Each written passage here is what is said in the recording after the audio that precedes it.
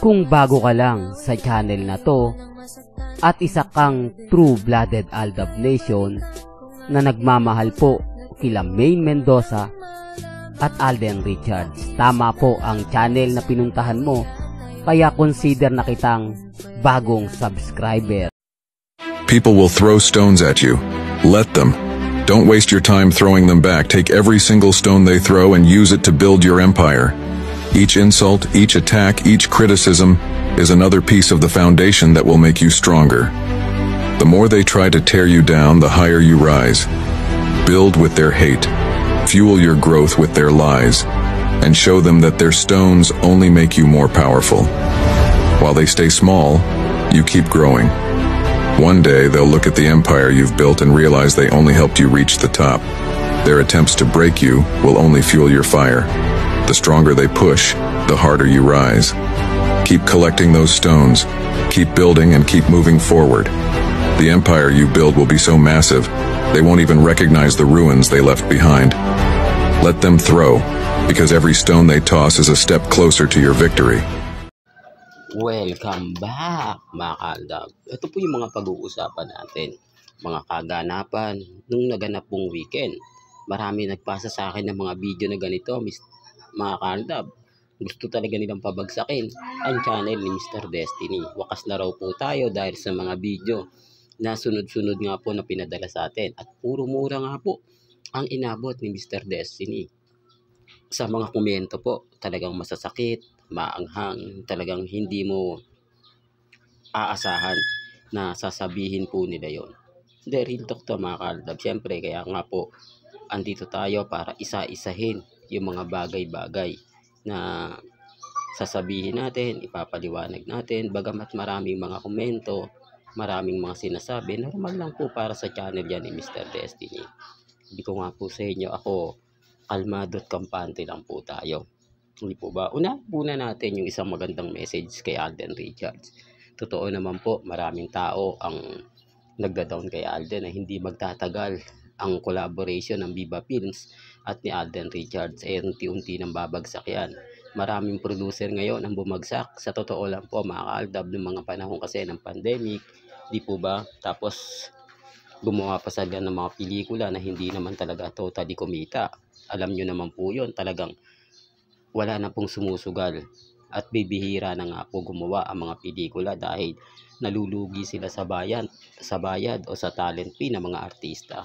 Kaya nga po bago sila gumawa ng pelikula, tinitignan po muna nila kung yung artista na isasalang nila, talaga naman pong kikita at pag-uusapan. Di po ba? Kaya nga po yung project ng Aldab, isa sa rason kung bakit natin to tatalakayin o pag-uusapan. Pabor na pabor nga po ang mga legit Dabercans. Sina Jose, Wally, Paulo, Alan Kay, di po ba?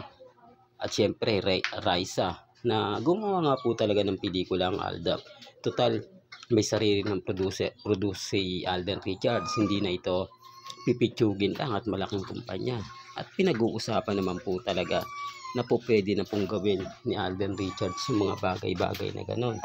Sinasabi ko lang po ito mga kaaldab para lang po malinaw, para lang po klaro.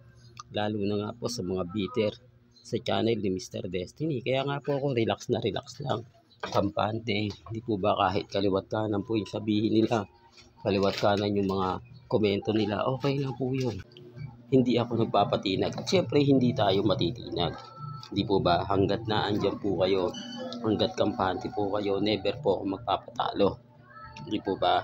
Kaya nga po natin pinupush itong pelikula ng Aldab. Dito magkakaalaman. Dito malalaman natin kung sino nga po ba talaga yung fake news o sino yung hindi. Po ba? Sa ngayon, relax lang po kayo. Sa ngayon, kampante lang po kayo. Malay nyo, di po ba? Bukas sa makalawa, mag-iba na yung senaryo. Yung ine-expect natin na ganito ganyan, talagang hindi po ba? Hindi. Sa legit Dabercans po, kakampi natin yan sa mga fandom ng Aldab Nation. Yung mga nagsasabi lang ng ganito ganyan, remain lang po yun at main fanatics.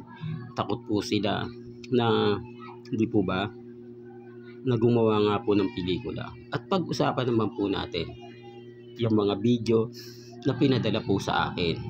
Pansin nyo po ba? na kaliwat kanan po yung mga post. Ito common sense na lang po. Sa tingin niyo po ba, para saan po yung pagpunta nila Alden, nila Main, Jose, Wally? Yun po ay rally.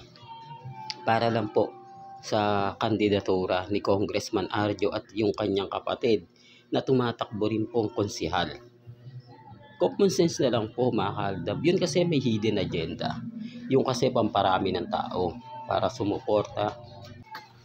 Real talk to mga kaaldab, para sumuporta lang po yun. Pagparami ng tao. Pero kung mga punta doon ni Mengay, wala sa mga politiko, maniniwala ako Pero hindi May hidden agenda para saan yun. Pagkara dumami yung tao, para pagpiesta po sila. Sa totoo lang po, sa tingin nyo kung walang artistang pupunta, dudumugin ba yon? Hindi, para lang klaro, para lang po malinaw. Hindi po ba wala? Hindi po ba never na naman pupuntahan at sisiputin yon? Dahil lang po sa artista, kaya yung iba marami. Kahit ako una sa lahat, totoo bang gwapo si Jose Manalo? Totoo bang kalbo si Wally Bayola? Yung tipong ganun. Tapos kay Mengay ba, maganda ba talaga si Mengay? Cute ba talaga si Mengay? Para bang siyang manika kung titignan? Yun ang isa sa rason at dahilan kung bakit ko to sinasabi, kung bakit ko to pinapaliwanag. Di po ba? Para hindi po nila masabi na para lang daw po yun sa suporta sa mahal. Kung suporta lang po, bakit wala po siya sa mga event na namimigay ng mga pagkain, reliefs, di po ba, tulong sa mga ayuda, sa SONA. Pero bakit dito?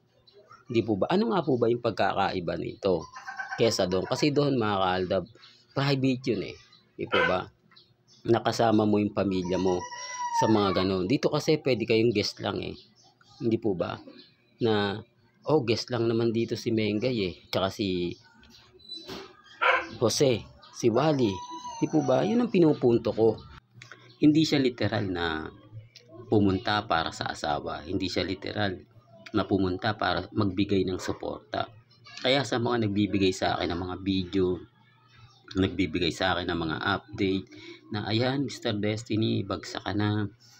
Ang daming mga photos, video.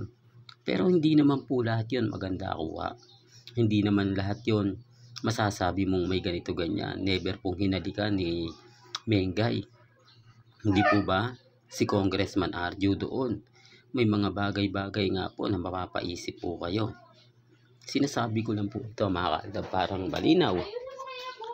Para lang po sa mga taong dumadaan at bumibisita po sa channel ni Mr. Destiny. Hindi nyo po ako matitinag ng ganyan. Hindi nyo ako mapapabagsak ng pasimpleng ganyan lang. Kahit po 100 yung i-post nyo sa akin, kahit sabihin nyo yung masasakit, maanghang na salita na sa tingin po ninyo makakakuha ng atensyon, hindi po ako magpapa-apekto dyan. Hindi po ba? Hindi po ako magpapatinag dyan. Hindi po ako magpapatalo. Kasi alam ko naman po na hindi naman po yun totoo. Di po ba?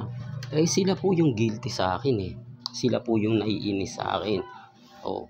Kung hindi sila naiinis, bakit nila ako laging, kumbaga, iniipit? Kasi sila na po may sabi, di po ba mga kaaldab, na wala ng aldab. Pero bakit galit na galit po sila? Bakit may mga post na talagang pinapakita pa sa akin? Para saan? Di po ba? Pero kapag binatikos ko, gaya po nito, magiging bitter lang ako. Hindi lang daw ako masaya. Pero nagbibigay lang naman po tayo ng paliwanag. Sinasabi ko lang naman po dito sa update natin na may hidden agenda po, kaya pumunta doon si Mengay, sina Jose, Wally at Paulo. Di po ba ang legit Dabber Gods? Real talk daw mga kaaldab, kasi kung walang hidden agenda po, pwede sana mananahimik na lang ako. Pero hindi Hindi po ba? Kaya ang sabi ko sa inyo, pumunta lang po yung mga tao doon. Pumasyal po yung mga tao doon para po sa artista. Hindi po para kay Congressman Arjo at sa politiko, para lang po makita nila kung gaano nga po ba kaganda, kagwapo sina Jose at Wally. Di po ba? Well, hanggang dito na lang po. ang ating latest updates. Kaya kung gusto nyo pa po ng pinaka-latest at sariwang update, abay tumutok lang po kayo dito po sa channel ni Mr. Destiny para updated po kayo sa mga bago at sa mga latest na i-upload po natin maya-maya lang. Hanggang sa muli, salamat po sa panonood at pakikinig.